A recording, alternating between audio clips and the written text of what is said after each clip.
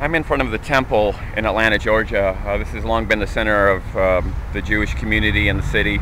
And in 1958, the temple was bombed by members of the Ku Klux Klan. There were a few arrests, but never any convictions.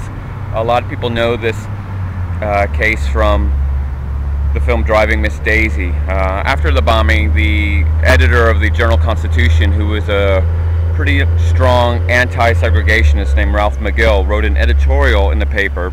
And in that editorial included these words: "This too is the harvest of so-called Christian ministers who have chosen to preach hate instead of compassion. Let them now find pious words and raise their hands in the deploring of the bombing of a synagogue. You do not preach and encourage hatred for the Negro and hope to restrict it to that field. It is an old, old story, one that is repeated over and over again in history. When the wolves of hate are loosed on one people, then no one is safe."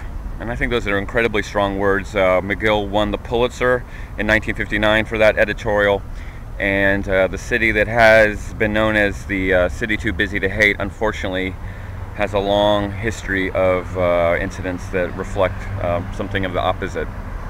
So we remember the bombing and the words of Ralph McGill, and pay tribute to those that have really tried to transform the city into a city too busy to hate.